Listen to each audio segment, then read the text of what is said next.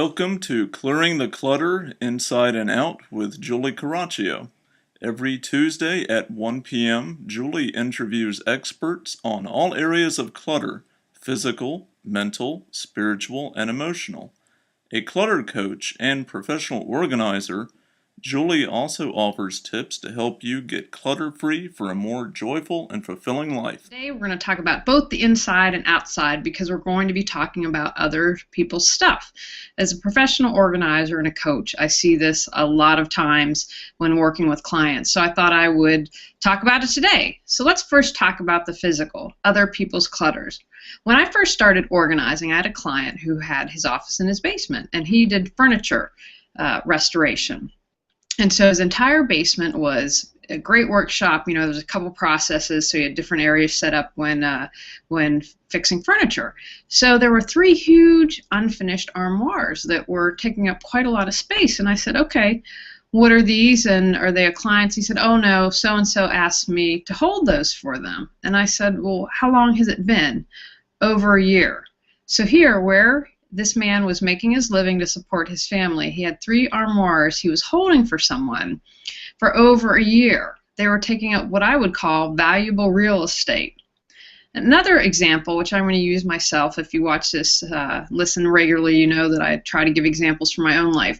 I was invited to speak in my hometown, and so I talked about just an entire 90-minute talk on organizing. But I talked about this, about holding on to other people's stuff. And after the presentation, my father came up to me and he said, the next time we come to see you, I'm bringing all your junk, as he referred to it. Most stuff he refers to as junk. I had about 6 or 7 boxes with mementos that I had chosen to save from my childhood. And as a grown adult, I was back on the East Coast, and he was like, I don't want to hold on to this anymore, all because he listened to my talk. So that's another area where I see, you know, children have grown up and gone, yet their stuff remains. Sometimes the room, had one client, the room remained untouched. It looked like the gentleman was still a high schooler. So that's another area where people get stuck. I also see when people have passed on, have died, if it's your parents, your grandparents, people really struggle on letting go of stuff that are literally boxed and have been that way for years. They haven't bothered to look at, but feel guilt because it's their parents or grandparents' stuff and feel that they should let go of that. So I'm at the end. I will talk about different ways that we can, I can give you guidelines and help to let go of other people's clutter. So I want to talk about also spiritual. You know, in my family growing up, you never, ever, ever said anything bad against the family because it's something that could be used against you down the road. And that was a result of my great-grandparents growing up in the Depression, and some things happened. And so that was just kind of embedded in us as a family. But you know what? That's not my clutter. I mean, that's not my issue. Another way that I've seen spiritual clutter that doesn't belong to us is if someone grew up in a church or a spiritual organization, synagogue, whatever it was, and I've even seen people who've grown up in a cult and how those aren't their beliefs. They have been told this is how to believe and this is what it is, and that can create clutter as they grow up and they're finding their own beliefs and going down that path. And so it becomes kind of, okay, well, this is something that I believe, but this is what I've been told, and can really create a lot of clutter that way.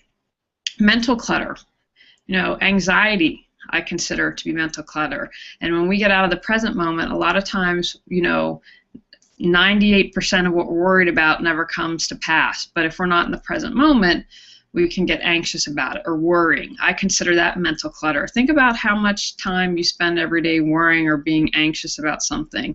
Think it's a lot higher than, unfortunately, we think. And again, I'm able to talk about this stuff because I've been there. I spent a lot of work on myself, and I, you know, want to share the love and work with others because I believe we're all amazing beings, but things like clutter and other people's clutter can definitely stand in our way for living the life that we're meant to. Emotional clutter, this is for me. I used to be the peacemaker in the family. It used to stress me out tremendously if people were fighting or weren't getting along. And I remember a couple years ago, I was like, this is it.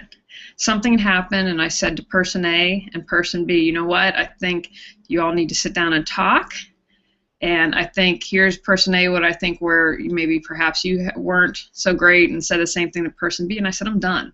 I'm done being the peacekeeper. If you all want to be cranky at one another, want to be passive aggressive, have at it. I'm removing myself from the situation, because that caused me a great deal of mental anguish. And that was other people's stuff. I didn't need to worry about what was going on with them. Another way of seeing people have a lot of other people's clutter is guilt, shame, things of that nature that really, again, maybe are familial. There's something, a family secret, and people have carried that and not even known what that is. And so that creates a lot of clutter. One of the ways that you can work on that, well, first of all, I want to make some suggestions for physical clutter where people get stuck. I kind of feel like I do with junk mail. Stop it before it even enters. Just say no. You have the ability to say no and set some boundaries and not hold on to other people's stuff. If you choose to do that, which is perfectly fine, you have to get at your comfort level, then you set a date and you agree to it and you mark it on the calendar, and then you have to stick to that. But that's something really important. There are tons of storage places all over the world, so if you really, really want it, then they can put it in storage if it's that important to them. Honor it. I'm talking about when a thing with parents and grandparents. A lot of times I see clients who have garages full of boxes and that they've never opened, but they feel guilty, like I can't let it go because it was in my family. So what I suggest is, if it's in boxes and dusties, what I say to people all the time, you're not honoring it. So if it's something important, honor it. The example I use is when my grandmother died, I was very close to her. And I have her antique furniture from when she was a child. It's our guest bedroom. People sleep there, and it's taken care of. Now, she'd also, my family was really great when it divided up everything, and I also got a pair of dishes that were really gross 50 years later that she probably got for free, but I was able to let that go. So a couple things, and I've talked about this in other videos, when you put your memories and infuse them on objects, that where we get confused, because the memory is here and the memory is here. And so if you're not going to honor something, then let it go. And I also say, once people have left the physical world, that they want you to be happy, and that if it's clutter to you, to let it go and to find someone else. I mean, if it's something really nice, you could sell it, or give it away, give it to a charity if they could use it for something. But there's someone out there that it would bring joy, and it's one of the questions I ask: is it bringing you joy, or is it causing you stress? That would be a way that you can let go of anyone's physical clutter. So spiritual. How do you know if it's yours or not? Because sometimes we can get confused about that. So one way, I'm going to give you a couple ways of things to do. You can ask, whose voice is that? And I found that that's really effective. When I've just sat quietly and said, whose voice is that? I've discovered when it is mine and when it isn't. Again, talking earlier, society tells us stuff. Those little things that can get ingrained in our brain, and then we believe them to be true about ourselves when they aren't necessarily. The other thing you can do is sit quietly and ask, does it feel heavy or does it feel light? And if it's heavy, then it's not yours. And I always recommend with everything, return to sender with love. When I do anything, just, hey, thanks. Gratitude. I always try to have gratitude in any practice I have and send anything back with love. Another thing you can do is you can stand up and ask, is this mine? And if you lean forward, that's a yes. If you lean back, that's a no. Again, our body is very aware of everything and is sending us messages all the time, whether or not we're open to that. A method that I've recommended to people to ask if it's yours is sit quietly and put your hand over your heart. You can do a lot of research on heart math and how the heart field is big and is really more powerful than the brain. And then close your eyes and ask yourself, okay, is this mine or not? Those are just 4 different methods you can do to ask whether or not it's yours. After you're done, this is really important depending on what you do when you are doing energy work. And if you have returned something, again, with love and gratitude, because I believe in all situations we can learn something that'll help us clear our clutter. But when you let it go, make sure that you fill yourself with gold light. Now, if you're not into energy and think that's weird, that's okay. But when you remove something, you should always fill it with gold. That's very important. Intent's also very important.